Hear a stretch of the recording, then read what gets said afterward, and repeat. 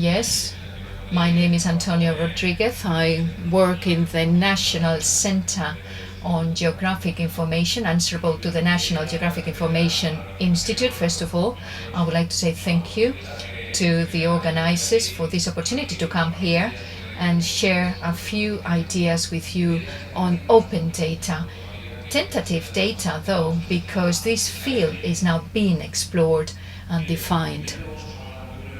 Right, first of all, a short overview about open data, transparency and disclosure in the open state system. I will continue talking about the situation today of open data in geographic information fields. I will refer to some relevant initiatives and I will finish with a few conclusions. Okay, the term open. This term has been used for a few years now in different areas. It is particularly attractive a word because it has a lot of connotations. Open field, something which is free of obstacles, no walls, no fencing. Open, if you look it up in the dictionary, you find that very idea. It applies to open software, open data, open services. We also talk about open access. So at the end of the day, we're talking about open knowledge, basically sharing information and opening up knowledge. We believe open data are one of our duties in the National Institute and are very related to free software, open source software. So we believe it is relevant for us to be here and to broaden up the scope a little bit more and not talk only about open source but also about open data. Right, recently on the Inspire website, a report was published on the evaluation of the implementation of the Inspire direction.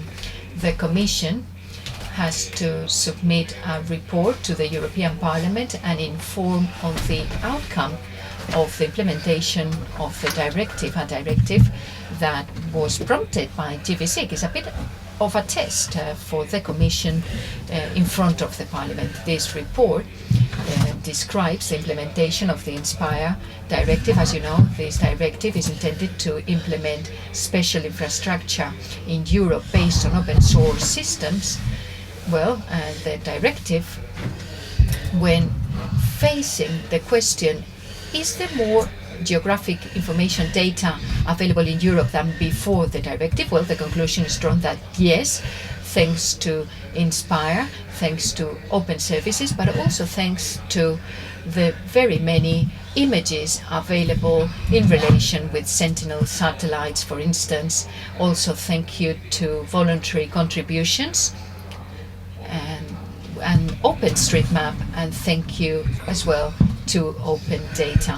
So basically these type of initiatives, voluntary geographic information, IDs, open data, all this has links between each other, synergies built and forged, and they boost each other in a way. After this short introduction, we should make a distinction between open data, RISP, and transparency. In fact, they are not synonymous terms. Okay, we have the directive which was amended in 2013, originally dating back from 2003. It defines reuse as the use of public documents or documents from the public sector, basically administrative documents, though this concept applies now to any digital information with both commercial and non-commercial purposes other than the original purposes.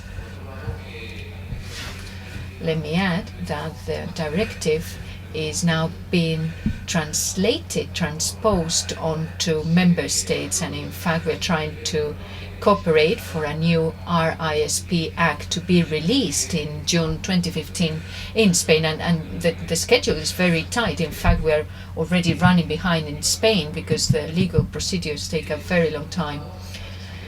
Right, open data. This is a term used by many people, but which is not very clearly defined in this respect. The Open Knowledge Foundation has provided us with a clear definition and with clear criteria. Generally speaking, open data are data that can be used, modified, shared, publicized by anybody, provided they are shared and attribution is asked for and applied for. This is the definition on the website.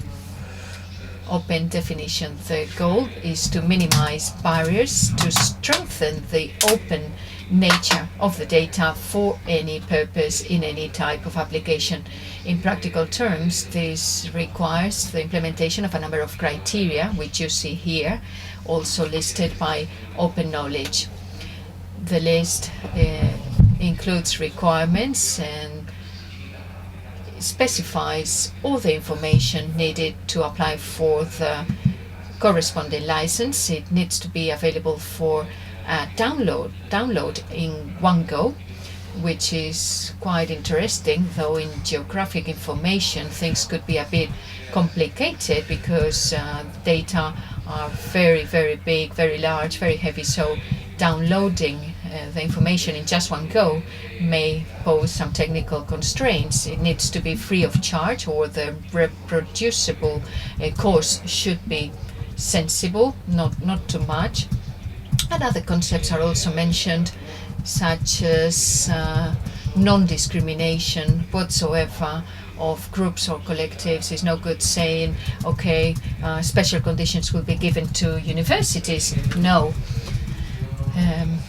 Redistribution should be ensured, the separation of the product needs to be ensured, and compilation with other data should be ensured to produce new works, and licenses are asked to be applicable to third parties too, which means data are freed and some minimum requirements are established, such as recognition of attribution or a warning for publication, or reproduction in other formats, provided information and notification is given. No technical restrictions on derived works. And finally, a last criterion, to be able to ask third parties not to sue the holders of the license as a strategy to prevent the data from being reused or redisseminated, because in the past some lawsuits have been taken or have taken place.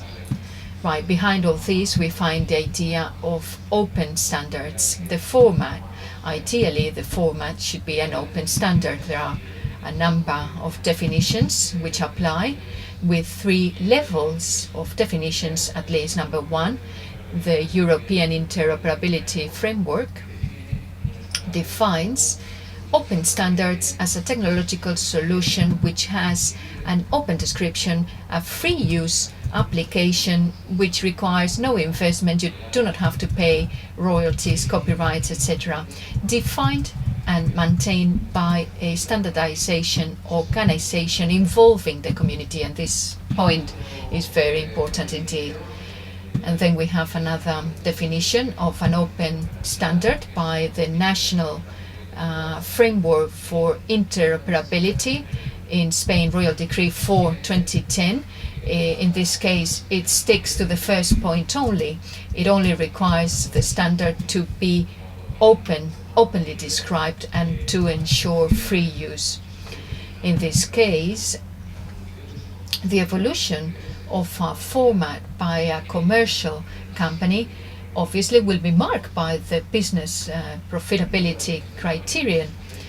And finally, the definition by the Open Knowledge Foundation, which again sticks to the first point, but additionally it states that data or standards should be processed at least with an open source tool or free software tool.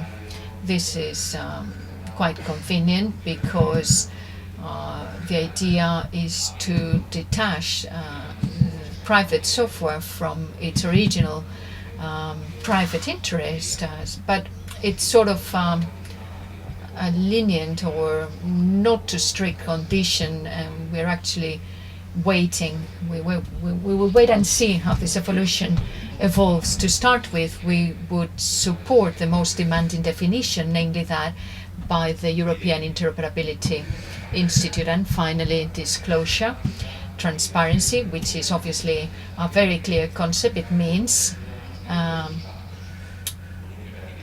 being accountable for your actions, namely to inform citizens on actions taken by the government to citizens, particularly as regards the use of public monies, public budgets, to prevent corruption.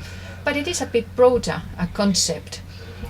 It's not just a matter of following up monies to avoid corruption. Rather, the idea is to see how money is invested to ensure the well-being of the whole of society and all citizens. So there we go. We have open data on the one hand, which means sharing data with minimum restrictions and limitations, with a lot of ethical principles in this respect. Then reuse, which has a very, very specific goal and a more practical approach, basically to reuse public data. And finally, disclosure, which is definitely more ethical. It's a bit like a citizens auditing exercise. For those who produce geographic data, us, the situation, the picture is as follows. Mapping production systems are very long, expensive, you have quite a few stages, and in the end you come up with a final product. That final product is intended to be reused. However, the final product cannot be reused, because if we talk about reference data or referencing data, these data are intended to give geographic support to all types of applications. Therefore, it is impossible to use them in purposes other than the original purposes. We can apply reuse in other meanings, in other senses, with intermediary data. For instance, let's say this particular piece of information here, someone may come and tell us, can I take it? Can I reuse it? Can I use it? And that is indeed reusing. If we take into account the mapping production process, it makes sense to think about general conditions for reuse. Yes, give me the file. Yes, but you don't need to touch it. You don't need to modify it. Give me your gross information. And of course, yeah, okay, you can charge me for reproduction costs, but that would be it. I will pay to you your reproduction costs. And if you are asked to give a description, then I will give you some metadata only. However, in real life, in the real world, when these systems are made available to society, they need to come supported by specific metadata with product specifications, with a guarantee for continuity. Yes, the product is produced now, but it will continue being produced in coming years. So an effort is made to provide all this data with additional ingredients, or if you know what I mean. So reusing is not totally possible and needs to be distinguished from other uses. In that respect, public information, whether to be reused or reproduced as open data, is essential. There is a statement by the Geo group in which the most developed countries say they will publish open data in open portals. They acknowledge the benefit it will mean for society, and that progress needs to be made about open data.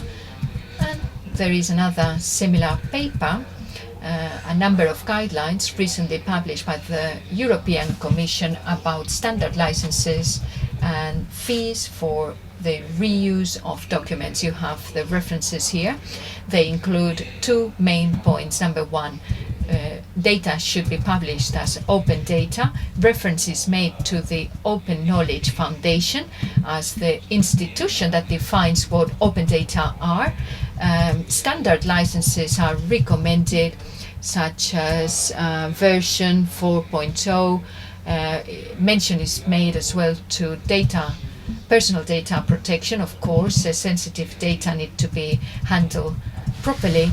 And so the possibilities of crossing data now are so huge that you need to be specially careful, and reference is made to what they call priority data, geographic data being given top priority, followed by environmental data, also in connection with geography. And finally, reference is made to marginal costs, being paid for marginal costs and being paid in a clear, transparent way, basically to publish your fees, your rates. The National Geographic Institute, where does it stand at this moment in time? Where do we stand? As you know, for some time now, we have a data policy which focuses on having some very specific data as open data with a similar license concerning attribution. The rest of the information is published without allowing people to use the information commercially. So basically it's a non-commercial use, and web services are open on the IDE. They are fully open. At this moment in time, we are reconsidering our policy on data, and from the National Geographic Institute we are now moving to 100% openness. In fact, we want to put forward a new data policy ensuring all types of uses. The problem is we still have to convince the ministry, we need to convince other organizations, but this is very much the direction we want to go to or in. And a bit of a summary. The budget, or our budget, well, more than half of it comes from the national budget of the government of the country. Only 7.5 comes from sales in our organization, and obviously we need to subtract a few things from it. So basically our revenue from digital sales is very, very low. Training courses 0.5%, projects 12%, and contracts and agreements 26%. So it is clear that the business model is more on this side of the chart pie than on this triangle here, which is actually on the wane. Therefore, the general model is not to generate geographic data and charge the users, rather to contact the organizations that need the product and tell them that unless they co-fund the product with us, the product will not exist, and to get the product to become a collaborative product, and once it is developed, it can be released and used by everybody. The administrations will remain interested in funding the product, obviously, because otherwise the product will not be developed. And this model has been successful in Genoa, Leader Flights. We believe it to be a very successful business model and a sustainable one.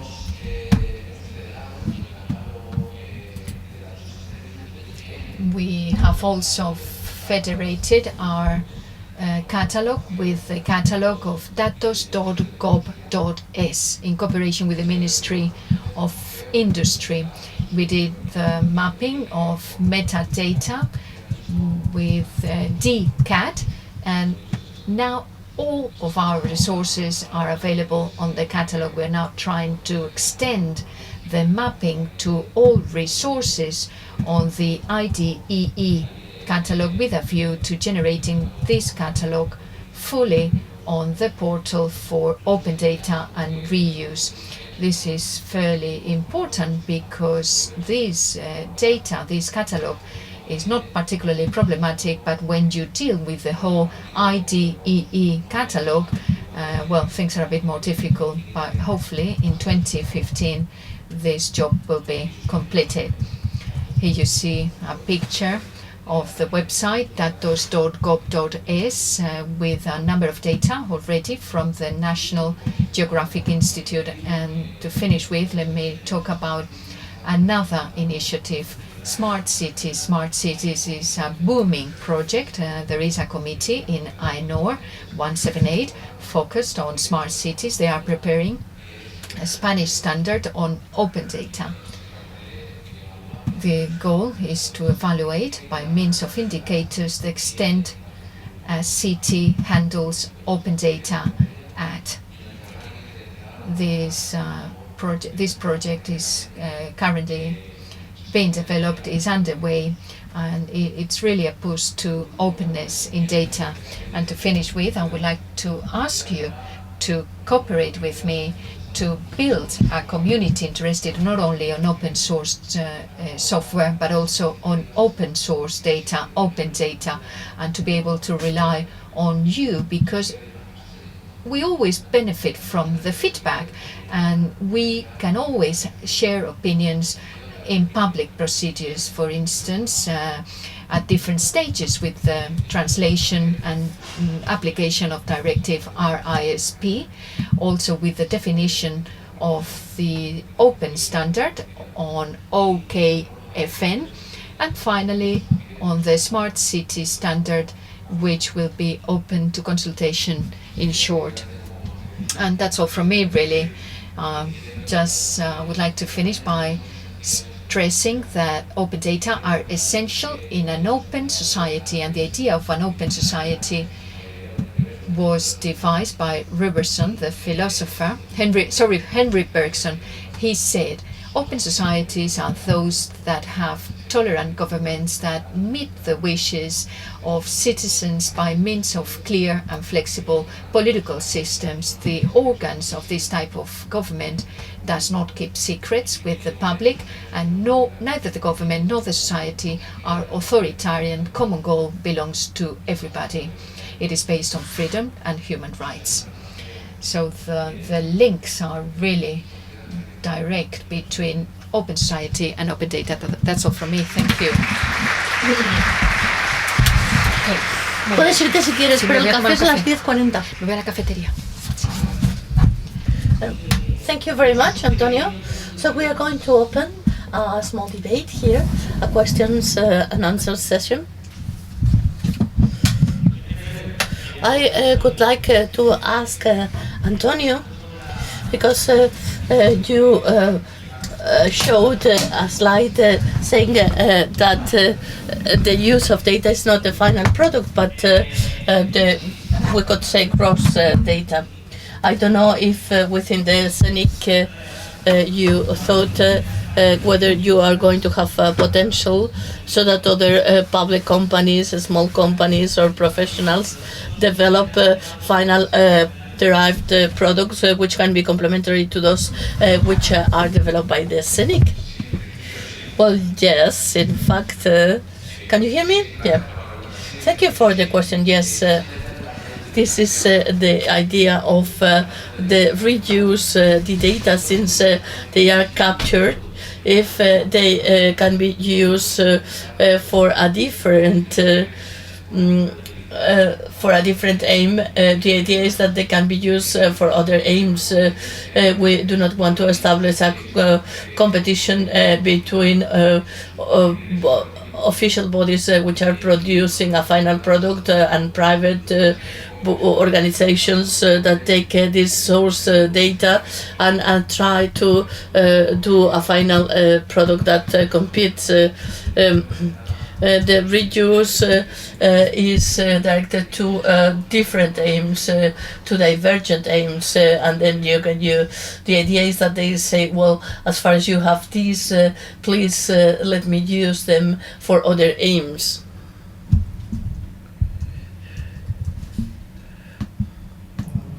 Good morning. I'm going to tell about a specific case that has to do with the things that you have developed. In a given time, a SIG was done for the Common Agricultural Policy, and also images were published, and that was published, and you could download the images with the limit that they had some watermarks. And there was it back in the background, and for years the people tried to eliminate those marks through software. So that was ready to the public, but having this limitation. And years later, then we had the Google Earth, Google Maps, which is a private tool which is used in United States that allows you to visualize ortho images. For instance, in Valencia, you can visualize the ortho images which are produced by the Spanish cartographic services of the Valencian cartographic services. So then I would like you to give us your opinion about the developments of those limitations that existed after other companies were offering that for sale. The situation is difficult. There are some limitations. There are some organizations which are not progressing as much as they should.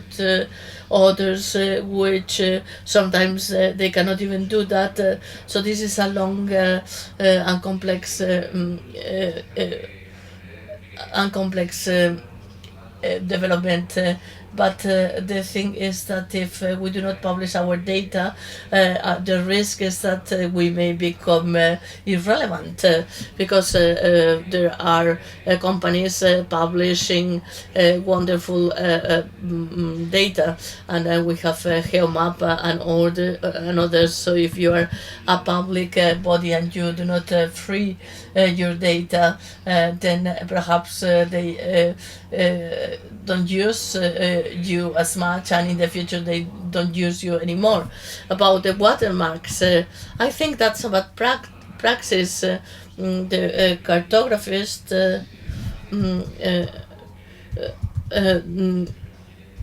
was the legends were around the map, they were never inside the map. So I don't think any other things should be introduced within the geographical information. Any other questions? Yes. Well, in fact, the trends is to free the cartography. And for instance, if I'm building some kind of cartography, I could free it, but should that be submitted to any quality control, or is that just published as it is? Well, if I have some data, you know that I have those data, and you tell me to free it because they are useful, you cannot ask me to do an additional work in making metadata, providing you guarantees. The effort in metadata should be minimum, and then I would make the difference between reuse than use of the product. Any other questions? And then, well, the first question would be, why is there so much resistance to free the data? How is this related to big data, which is another term which is now much in use? The third would be, during your presentation, that the factors of publishing or not publishing sometimes depends on political will. besides this, you were saying that there are some technological barriers as far as that should be at once. How are you working on this in order to solve those problems? Which tools are you using in order to publish open data, and which is your line of future? These are three very interesting questions. I would ask those questions to myself. So thank you for asking those questions. The first one you were mentioning, that was resistance to publication. There are many different reasons. First of all, the inertia that exists in front of any technological revolution or thought revolution. There is always a natural resistance to change. Another reason is that there is always a fear to freedom, any kind of freedoms, data freedom, information freedom. Then the human beings, they always look or fear that freedom. Some people sometimes think they are the vigilant or the guardians of data, which are difficult to get, and they base their self-esteem on that fact. There is another thing which is self-funding. Some bodies they have to self-finance selling data and getting money for that. So then you have to understand that in some context.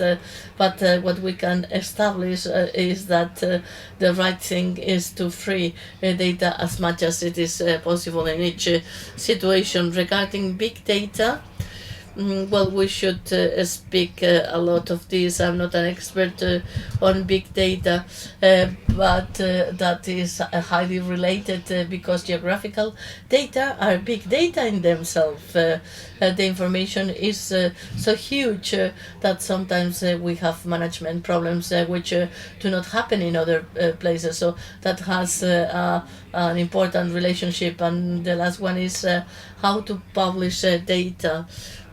Well, the problem is that when we have many data sets, many intermediate data sets, you cannot release them all at the same time. For instance, the production chain of Genoa is so huge that we would not be able, we have no resources to release them all at the same time.